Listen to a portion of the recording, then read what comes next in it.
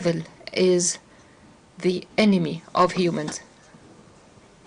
Honor for me to address the United Nations General Assembly for the second time as the Prime Minister of a country that has always been a proactive member of the UN Assembly. I would like to congratulate you and wish you all the success, Mr. President, on your election as the President of the 79th session of the UN General Assembly. I would also like to appreciate the efforts of Ambassador Dennis Francis for his skillful stewardship of the 78th session of the UNGA. Mr. President, the father of our nation, Qaid-e-Azam Muhammad Ali Jinnah, declared in 1947 that we stand by the United Nations Charter and will gladly make our full contribution to peace and prosperity of the world. Pakistan has stood by this commitment unwaveringly. Today, we are facing most daunting challenges to the world order. Israel's genocidal war in Gaza, a dangerous conflict in Ukraine, destructive conflicts across Africa and Asia, rising geopolitical tensions, resurging terrorism, galloping poverty, stifling debt, and the mounting impact of climate change, we feel the chill of a new world order. In response to these challenges, our Secretary General Antonio Guterres called for the Summit of the Future. It led to the adoption of the 54 actions on development, peace and security, technology and global governance in the Pact of the Future. Mr. President, today I stand before you to express the searing pain and anguish of the people of Pakistan at the plight of the people of Gaza. Our heart bleeds as we witness the tragedy unfolding in the Holy Land, a tragedy that shakes the very conscience of humanity and the foundation of this institution. Mr. President, can we, as human beings, remain silent while children lie buried under the rubble of their shattered homes? Can we turn a blind eye to mothers cradling the lifeless bodies of the children? This is not just a conflict, this is systematic slaughter of innocent people of Palestine.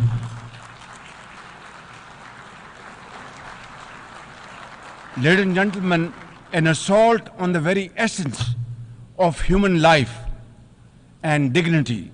The blood of Gaza's children stains the hands of not just the oppressors, but also those who are complicit in prolonging this cruel conflict.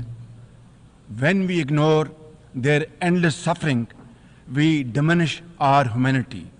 It is not enough to condemn, Mr. President.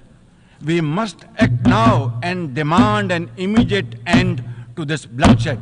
We must remember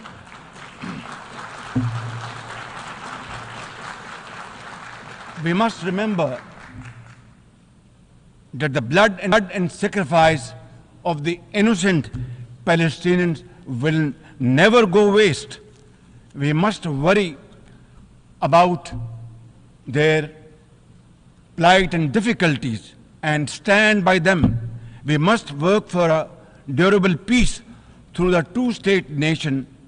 We must seek a viable, secure, contiguous and sovereign state of Palestine based on the pre-1967 borders with Al-Quds al-Sharif as its eternal capital, and to advance the goals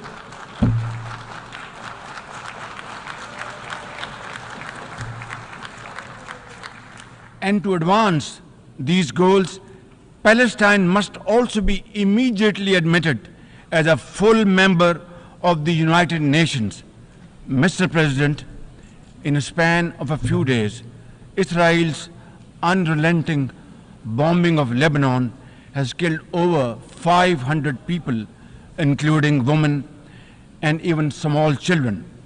The failure to implement UN resolutions has emboldened Israel. It threatened to drag the entire Middle East into a war whose consequences could be very grave and beyond imagination. Similarly, like the people of Palestine, the people of Jammu and Kashmir too have struggled for a century for their freedom and right to self-determination. Instead of moving towards peace, India has resiled from its commitments to implement the Security Council resolutions on Jammu and Kashmir. These resolutions mandate a plebiscite to enable the people of Jammu and Kashmir to exercise their fundamental right to self-determination. Ladies and gentlemen, since the 5th of August 2019, India has initiated unilateral illegal steps to impose what its leaders ominously call a final solution for Jammu and Kashmir. Day in and day out, 900,000 Indian troops terrorized the people of occupied Jammu and Kashmir with draconian measures including prolonged curfews, extrajudicial killings, and the abduction of thousands of young Kashmiris. At the same time, in a classic settler colonial project, India is seizing Kashmiri lands and properties and settling outsiders into occupied Jammu and Kashmir in their nefarious design to transform the Muslim majority into a minority. This hackneyed tactic is employed by all occupying powers, but it has always failed. In Jammu and Kashmir too, it shall fail by the grace of God. Ladies and gentlemen,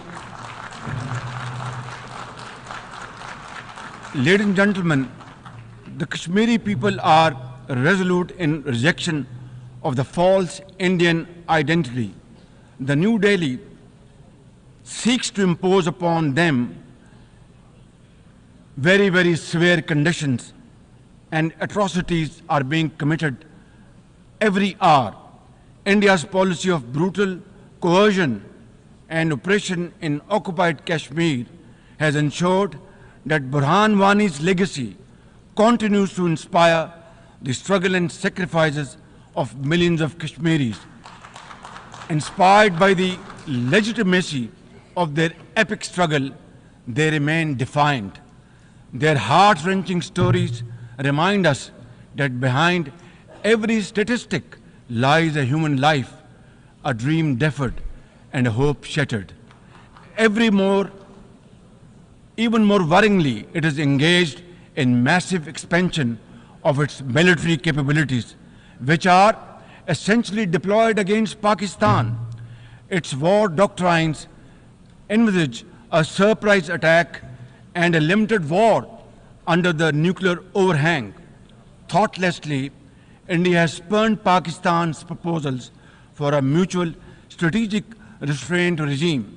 Its leadership has often threatened to cross the line of control and take over Azad Kashmir. Ladies and gentlemen, Mr. President, let me state in no uncertain terms that Pakistan will respond most decisively to any Indian aggression.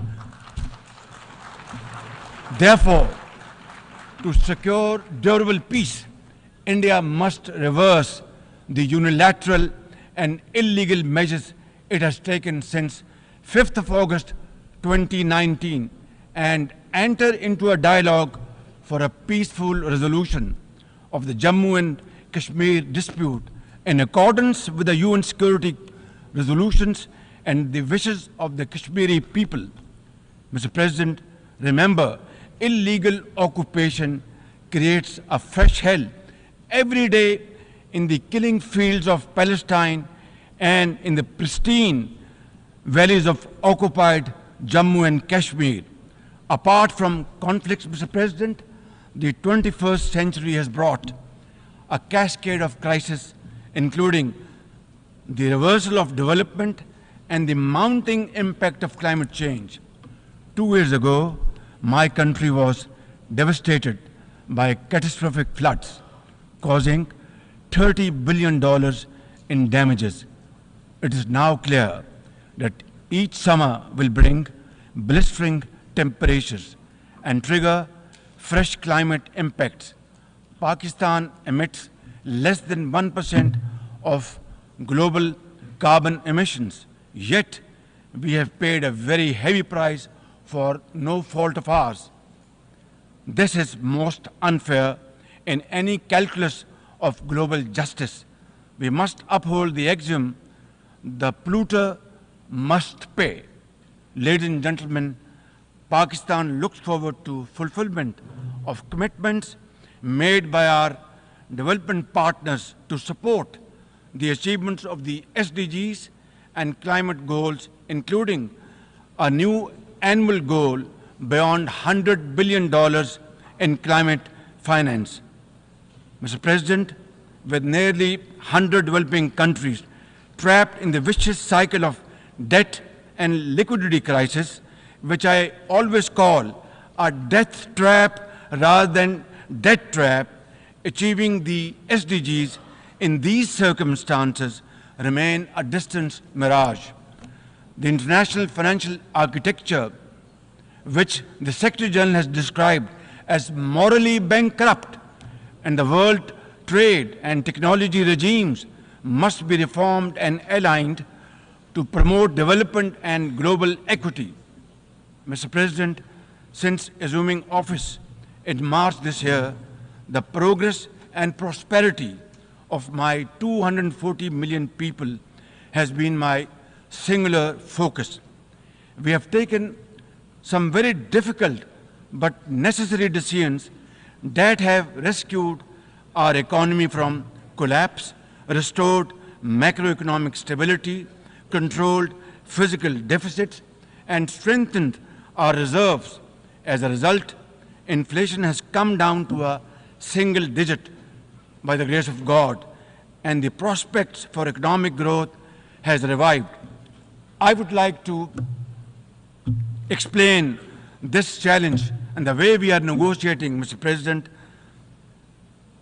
by reciting a stanza from a poem which enormously makes me very emboldened, very brave, and hardworking, and commit untiring efforts. And this stanza is a befitting example of hard work and, of course, facing challenges, and then pave the way for success stories. And stanza is, when things go wrong, as they sometimes will, when things go wrong, as they sometimes will, when the road you are trudging is all uphill, when things go wrong, as they sometimes will, when the road you are trudging seems all uphill, when the credits are low and debts are high, when the credits are low and debts are high, when you want to smile but you have to sigh, when you want to smile you have to sigh, when care, read health, when care is pressing you down a bit, when care or health is pressing you down a bit, rest if you must, but don't you quit. This is how, Mr. President, we have learned to face our challenges and negotiate the most daunting challenges we have faced. Mr. President, situated at the crossroads of South and Central Asia and the Middle East, we have prioritized geoeconomics and regional connectivity to secure win-win outcomes for our people.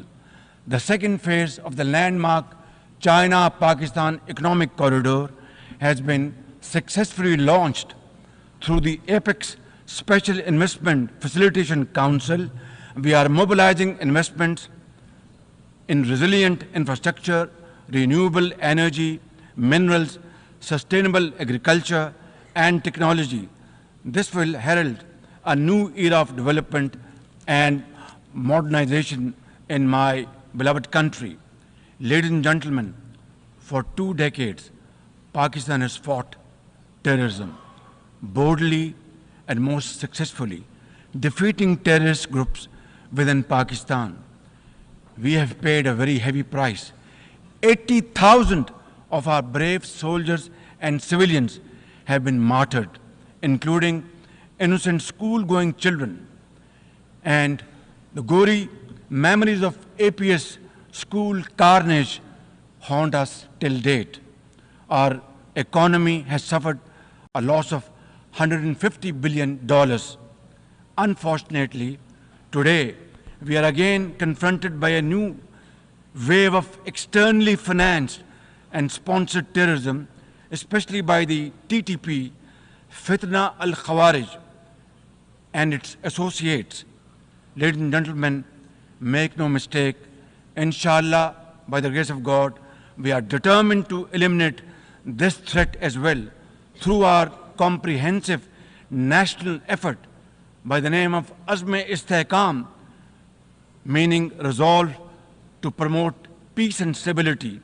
And we will work collectively with the international community to combat all forms of terrorism and reform the global counter-terrorism architecture.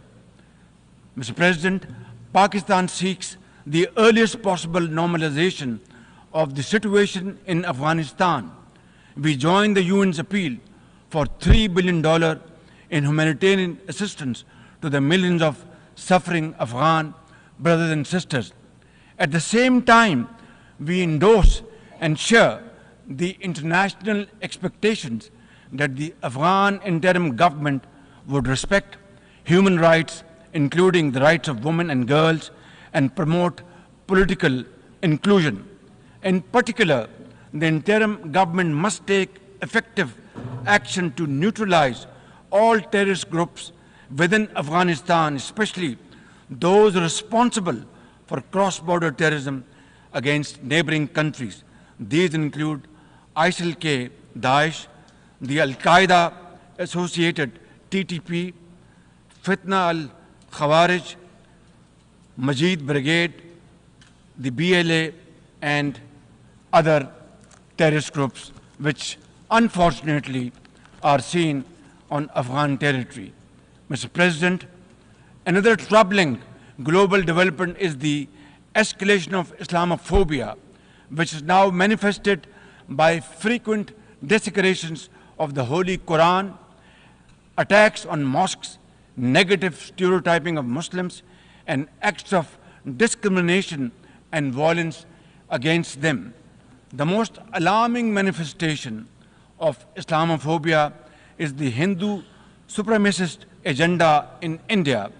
It aggressively seeks the subjugation of 200 million Muslims and the obliteration of India's Islamic heritage.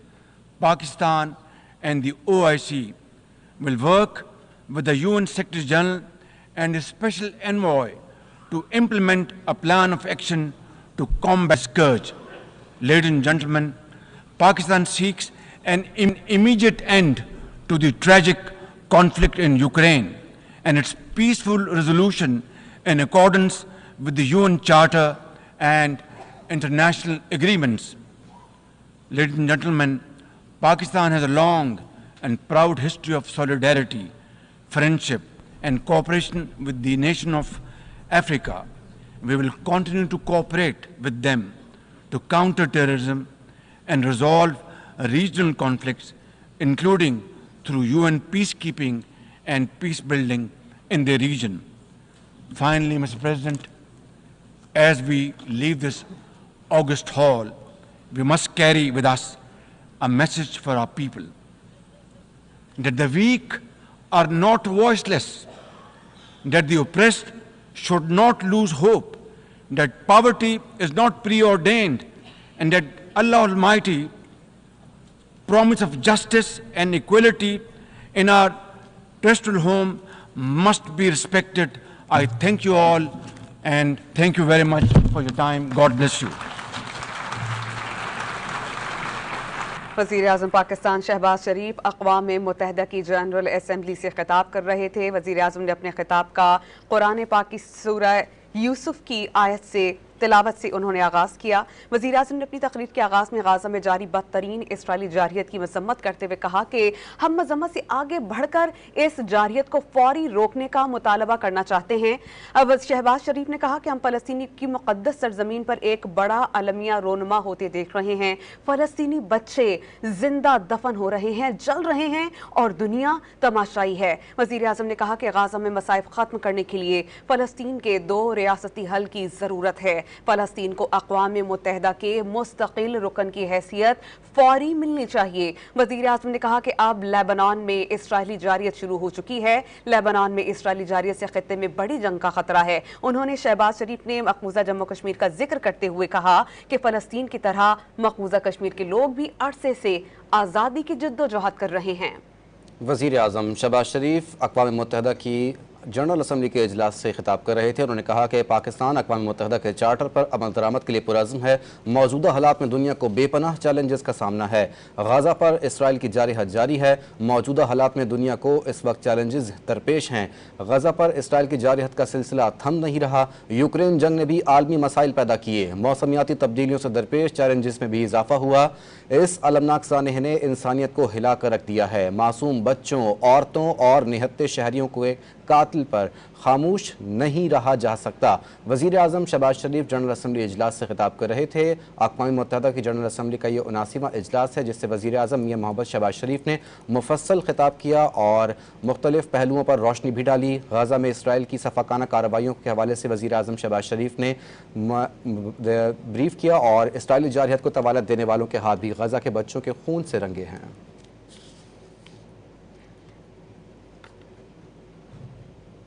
اسرائیلی وزیر اعظم کے خطاب کے موقع پر وزیر اعظم شہباز شریف اور پاکستان کے تمام delegation نے اقوام متحدہ کی جنرل سے واک آؤٹ کیا۔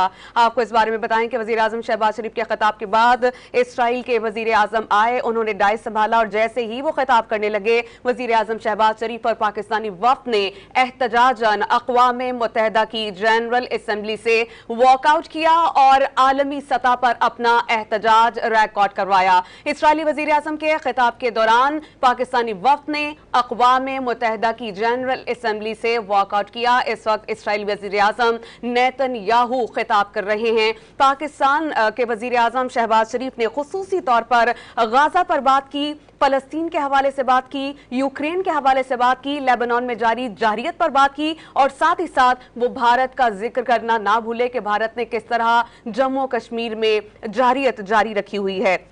وزیر اعظم شہباز شریف نے مقبوضہ جموں کشمیر کا ذکر کرتے ہوئے کہا کہ فلسطین کی طرح مقبوضہ کشمیر کے لوگ بھی عرصے سے آزادی کی جدوجہد کر رہے ہیں۔ جموں و کشمیر میں بھارتی فوج کے مظالم جاری ہیں۔ کشمیر میں قابض بھارتی فوج کے انسانیت سوز مظالم دنیا کی توجہ کے طلبگار ہیں۔ وزیر اعظم نے کہا کہ 5 اگست 2019 کو بھارت نے مقبوضہ کشمیر کی خصوصی حیثیت ختم کی۔ مقبوضہ کشمیر میں باہر سے لوگوں کو لا کر آباد کیا جا رہا ہے اور مقبوضہ کشمیر میں آبادی کا تناسب تبدیل کرنے کی مذموم سازش کی جا رہی ہے۔ انہوں نے کہا کہ بھارت مقبوضہ کشمیر میں مسلم اکثریت کو اقلیت میں تبدیل کرنا چاہتا ہے۔ وزیر اعظم شہباز شریف نے کہا کہ پاکستان کسی بھی بھارتی جارحیت کا فیصلہ کن جواب دے گا۔ خطے میں امن کے لیے بھارت کو مقبوضہ کشمیر میں یک طرفہ اقدامات کرنے ہوں گے۔ وزیر اعظم پاکستان شہباز شریف اقوام متحدہ کی جنرل اسمبلی سے خطاب کر رہے تھے اور جیسے ہی اسرائیلی وزیر اعظم نیتن یاہو آئے انہوں نے ڈائس سنبھالا تو وزیر اعظم شہباز شریف اور پورے ڈیلیگیشن نے وہاں سے احتجاجاً واک آؤٹ کیا۔ واضح رہے کہ وزیر اعظم شہباز شریف نے اقوام متحدہ کے جنرل اسمبلی کے 79ویں اجلاس سے خطاب کیا تھا اور تقریر کا آغاز انہوں نے سورہ یوسف کی آیت سے کیا۔ وزیر اعظم نے اپنی تقریر کے آغاز میں غزہ میں جاری بدترین اسرائیلی جارحیت کی مذمت کرتے ہوئے کہا کہ ہمیں مذمت سے آگے بڑھ کر اس جارحیت کو فوری روکنے کا مطالبہ کرنا چاہیے۔ شہباز شریف نے کہا ہم فلسطین کی مقدس سرزمین پر ایک بڑا المیہ رونما ہوتے دیکھ رہے ہیں۔ انہوں نے کہا کہ فلسطینی بچے زندہ دفن ہو رہے ہیں، جل رہے ہیں اور دنیا تماشائی ہے۔ وزیر اعظم نے کہا کہ غزہ میں مصائب ختم کرنے کے لیے فلسطین کے 2 ریاستی حل کی ضرورت ہے۔ فلسطین کو اقوام متحدہ کے مستقل رکن کی حیثیت फौरी मिलनी चाहिए। वज़ीर आज़म शहबाज शरीफ ने कहा कि निहत्ते फ़लस्तीनियों का खून रायगा नहीं जाएगा। फ़लस्तीन को अक़वाम मुत्तहिदा का मुस्तकिल रुकन तस्लीम किया जाए। UN करारदादों पर अमल दरामद में नाकामी ने मशरिक़ वुस्ता को मज़ीद ख़तरात से दो चार कर दिया है। फ़लस्तीनी बच्चे जिंदा दफन हो रहे हैं और दुनिया तमाशाई बनी हुई है। 1967 से पहली वाली सरहदों के साथ फ़लस्तीनी रियासत कायम की जाए। शहबाज शरीफ ने इस कौमी जनरल असम्बली इजलास से खिताब करते हुए कहा कि मकबूजा कश्मीर से मुताल्लिक़ अक़वाम मुत्तहिदा की करारदादों पर अमल दरामद होना चाहिए। कश्मीरियों को हक़ खुद इरादियत देना चाहिए। भारत ने यकतरफा तौर पर मकबूजा कश्मीर को हड़प किया। मकबूजा कश्मीर में आबादी का तनासुब तब्दील करने की मज़मूम कोशिशें की जा रही हैं। मकबूजा कश्मीर में भारत के हाथों इंसानी हुकूक की खिलाफ वर्जियाँ की गईं। कश्मीरियों के हक़ के खुद इरादियत से मुताल्लिक़ करारदादें UN मौजूद हैं। गैर मकामी अफराद को कश्मीर में आबाद किया जा रहा है। वज़ीर आज़म शहबाज शरीफ की जानिब से कहा गया, पाकिस्तान किसी भी जारहत का मुँह तोड़ जवाब देगा। उन्होंने ये भी कहा कि 2 साल कबल तबाहकुन सैलाब से पाकिस्तान में $30 अरब का नुकसान हुआ।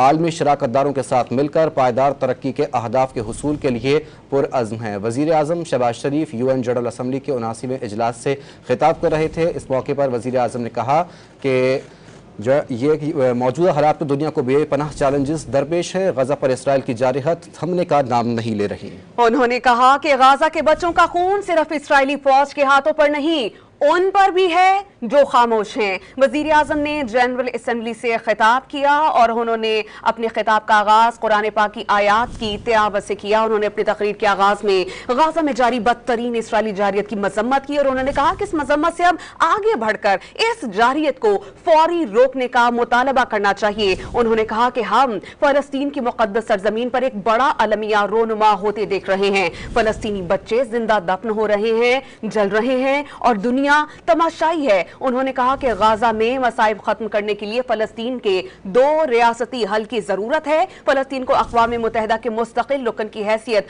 फौरी मिलनी चाहिए। उन्होंने कहा कि आजाद फलस्तीनी रियासत कायम की जाए जिसका दारुल हुकूमत अल कुद्स हो। शहबाज शरीफ ने कहा कि गाजा के बच्चों का खून सिर्फ काबिज फौज के हाथों पर नहीं बल्कि उन पर भी है जो इस पर खामोश हैं। उन्होंने कहा कि अब लेबनान में इसराइली जारियत शुरू हो चुकी है और लेबनान में इसराइली जारियत से खित्ते में बड़ी जंग का खतरा बढ़ गया है। न्यूयॉर्क में मौजूद हैं डॉन अखबार के नुमाइंदे अनवर इकबाल साहब, उनसे बात करेंगे। अनवर इकबाल साहब, आज की स्पीच वज़ीर आज़म शहबाज शरीफ की कितनी अहम थी और कौन से अहम मौज़ूआत को उजागर किया गया और आलमी पजीराई भी यकीनन मिली उनको? देखें, पजीराई का तो अभी फौरी तौर पे नहीं कहा जा सकता। अभी ये स्पीच खत्म हुई है, पजीराई का अंदाजा लगाने में जरा वक्त लगेगा, लेकिन जाहिर है कि होगी पजीराई, इसलिए कि बड़ी फोर्सफुल स्पीच थी। जिस तरह उन्होंने फलस्तीन का मसला उठाया और उन्होंने बिल्कुल वाशिगाफ अल्फाज में मुतालबा किया है कि फलस्तीन को अक़वाम मुत्तहिदा का मुकम्मल मेंबर, जैसे दूसरे ममालिक की तरह मुकम्मल मेंबर बनाया जाए। उन्होंने इसराइली जारियत की भरपूर मजम्मत की, बल्कि ये भी कहा कि जो लोग इसराइल की जारियत को तूल दे रहे हैं वो भी, उनके हाथ भी इसराइल फलस्तीनी बच्चों के खून से रंगे हुए हैं। और उसके अलावा उन्होंने कश्मीर की बात की, बड़ी तफसील से बात की, बताया कि इंडिया ने किस तरह वो ज़बरदस्ती कब्जा किया हुआ है और किस तरह खुद अपने बनाए हुए क़वानीन की खिलाफ वर्जी कर रहा है। और फिर उन्होंने कहा कि पाकिस्तान जो है कश्मीर के कॉज के लिए हर फोरम पे और हर जगह बोलता रहेगा। साथ ही उन्होंने ये कहा कि जो भारत की जो हथियारों की खरीदारी है उसका असल टारगेट हमेशा पाकिस्तान होता है, लेकिन उन्होंने वादा कर दिया इंडिया पे कि पाकिस्तान हर किस्म की जारियत का भरपूर जवाब देने की सलाहियत रखता है और भरपूर तरीके से अमेरिका ने अगर इंडिया ने अगर किसी किस्म की जारियत की तो पाकिस्तान उसका भरपूर जवाब देगा। उसके अलावा उन्होंने जो पाकिस्तान का एक बड़ा मसला है ये क्लाइमेट चेंज का, उसके हवाले से गुफ्तगू की। उन्होंने कहा कि ये जो क्लाइमेट की आलूदगी है माहौल की, उसमें पाकिस्तान का जो हिस्सा है वो 1% से भी कम है, लेकिन हमारा उससे जो नुकसान हमें पहुंच रहा है वो पाकिस्तान उन चंद मुल्कों में से है जिनको सबसे ज्यादा नुकसान पहुंचा है। हमारे यहाँ जो अरबों डॉलर का नुकसान हो गया। और फिर उन्होंने ये भी कहा कि 100 बिलियन से ज्यादा रकम मौजूद है बैनुल-अक़वामी अदारों के पास माहौल के उन मुल्कों की मदद के लिए जो माहौलियाती तब्दीली से मुतासर हुए हैं, लेकिन उनके लिए कुछ नहीं किया जाता, उनके लिए करना चाहिए। फिर उन्होंने लेबनान में जो इसराइली जारियत है उसकी भी बात की। फिर उन्होंने ये भी बताया कि किस तरह जो पाकिस्तान जो है अपनी मुसलसल कोशिश करता रहा है हमेशा अपने खित्ते में अमन की, यानी एक जो ओवरऑल जो पाकिस्तान की पॉलिसीज है, फॉरेन पॉलिसी इश्यूज हैं, ऑब्जेक्टिव्स हैं, उनको उन्होंने हाईलाइट किया और भारत के बारे में गुफ्तगू करते हुए उन्होंने बड़े फोर्सफुल तरीके से मुक्का डाइस्ते मारा, जिससे लगता था कि वो खास मैसेज डिलीवर करना चाह रहे थे। अनवर इकबाल साहब, यहीं पे आपको रोकना चाहूंगी कि ये कितना वाज़ेह पैगाम है भारत के लिए कि वो किसी भी मिस एडवेंचर से बाज रहे, क्योंकि कार्रवाई फिर जवाबी भारत की पाकिस्तान की जानिब से पुरजोर होगी। देखिए, एक चीज है, मैं तो अमेरिका में रहता हूँ, ये गुज़श्ता 2-4 सालों में ये तब्दीली आई है भारतीयों के रवैये में। कि पहले वो हमें, ठीक है, हमें दुश्मन समझते थे लेकिन बराबरी से बात करते थे। अब वो पाकिस्तान के मामले में बिल्कुल डिसमिसिव है, उनके ऑफिशियल भी और दूसरे लोग भी, और वो पाकिस्तान को जैसे कुछ समझते ही नहीं है। तो बहुत ज़रूरत है इस बात की कि इस तरह का मैसेज दिया जाए जो कि कन्वे भी हो कि भाई नहीं, ऐसी भी बात नहीं है, आपको वॉक ओवर नहीं मिलेगी। और जैसे जैसे पाकिस्तान माशी तौर पे मुस्तहकम होगा, ज़्यादा पुरजोर तरीके से अपनी बात कर सकेगा, और जैसा कि वज़ीर आज़म ने कहा कि अब हमारी मईशत जो है बेहतरी की तरफ चल पड़ी है। उन्होंने आलमी मालियाती अदारों का भी शुक्रिया अदा किया और देखा कि इसी 2 दिन पहले ही IMF ने पाकिस्तान को 7 बिलियन अरब डॉलर की इमदाद देने का ऐलान किया है, कि लोन देने का ऐलान किया है। तो फिर जो अगर आप में इस्तेहकाम आएगा तो फिर जाहिर है आपकी बात में भी जोर पैदा होगा। और मैं समझता हूँ कि जिस तरह से उन्होंने मैसेजेस फोर्सफुल तरीके से उन्होंने अदा किया है वो कन्वे होगा, और जरूर गरचे इंडिया उसका राइट ऑफ रिप्लाई लेगा और जवाब भी देगा, लेकिन मैसेज जहां है वहां पहुंचेगा भी कि नहीं, पाकिस्तान इतना भी कमजोर नहीं है कि आप उसके खिलाफ जो चाहे बोलें और जिस तरह की चाहे कार्रवाई करें। अनवर साहब, ये बताइएगा, मालियाती निज़ाम में इस्लाहात नागुज़ीर करार दी हैं वज़ीर आज़म शहबाज शरीफ ने, किन इस्लाहात की बात कर रहे हैं वज़ीर आज़म अपने खिताब में? बड़ा अच्छा सवाल किया आपने। पाकिस्तान में जो IMF का जो पैकेज है उस पर गुफ्तगू हो रही है, लेकिन उसमें जो शराइत शामिल हैं उन पर बहुत कम गुफ्तगू हो रही है। IMF ने 2-3 बातें अपने जो IMF ने जो अलहदा ऐलान किया है उसमें उन्होंने ये जरूर कहा कि हाँ, हमने अप्रूव कर दिया और पाकिस्तान में माशी बेहतरी भी आई है, लेकिन उन्होंने साथ ही ये कहा कि आपको जो अपना जो है टैक्स नेट जो है वो बढ़ाना पड़ेगा। और इस तरह उन्होंने कहा कि और 2 इस्लाहात जो आपने पिछले दिनों ली हैं, जिससे आपकी इन्फ्लेशन काबू में आई है, जिससे आपके मईशत में इस्तेहकाम आया है, करके वो डिफिकल्ट है लेकिन वो उन इस्लाहात को जारी रखना पड़ेगा। तो जो इन तमाम इस्लाहात को यकीनन पाकिस्तान को जारी रखना पड़ेगा ताकि पाकिस्तान की मईशत मुस्तहकम हो। अनवर इकबाल साहब, डॉन न्यूज़ के नुमाइंदे वाशिंगटन से मौजूद थे, आपका बहुत शुक्रिया। इसके साथ ही न्यूज़ बुलेटिन से फिल वक्त इतना ही। एक ब्रेक के बाद हाजिर होंगे न्यूज़ हेडलाइंस के साथ। देखते रहिए डॉन न्यूज़।